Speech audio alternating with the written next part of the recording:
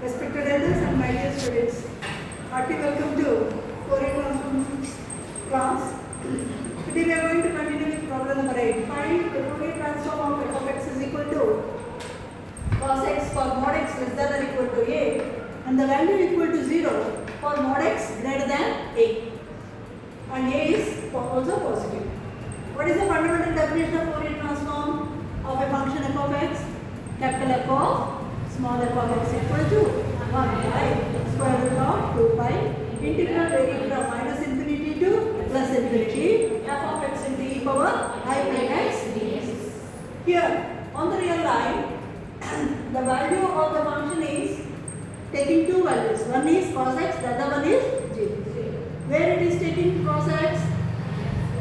For mod x less than or equal to a. That means minus a is less than x, less than or equal to plus a. Okay, because it is 0.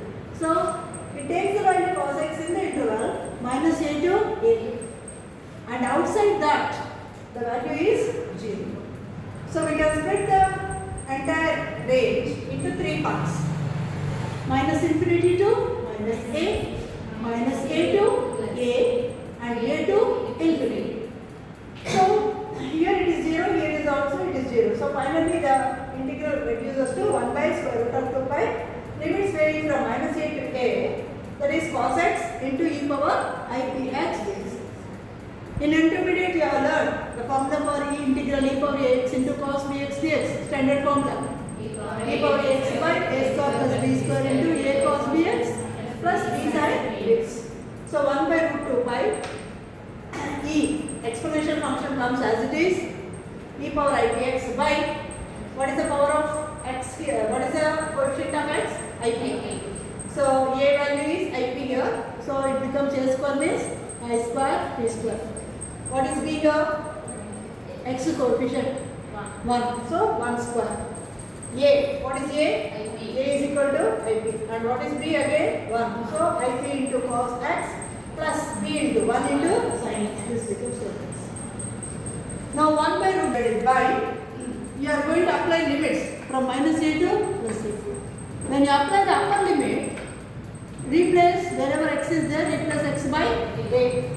So e power I p a divided by I square value is minus. So minus p square plus 1 and I p cos x instead of x, we are writing it as a plus sin a. That is the upper limit.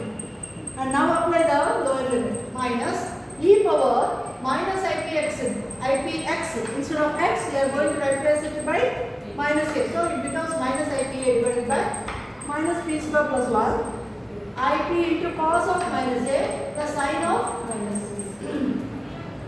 Now e power ipa as it is 1 minus p square I have written ip cos a plus sin a, and here also 1 minus p square I have written here, and cos of minus a equal to cos a only, but sin of minus a equal to minus sin a. So 1 by square root of 2 pi into 1 by 1 minus p square, and here I am going to take common because ip cos a is here, here also we are having ip cos a. So when you take ip times cos a common, this becomes e power ipa minus e power minus ipa.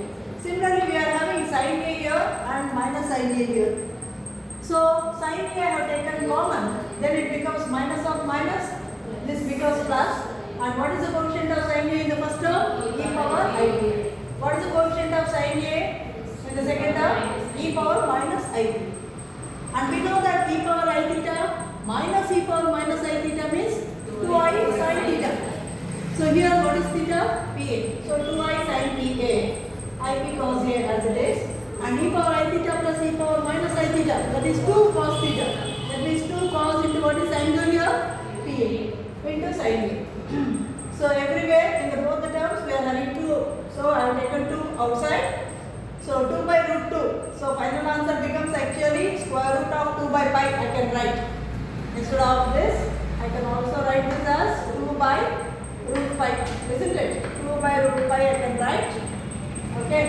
And then sin a cos pa, because this is positive whereas I into I am getting here minus. So I have taken the negative sign as a second term. So minus p cos a sin pa.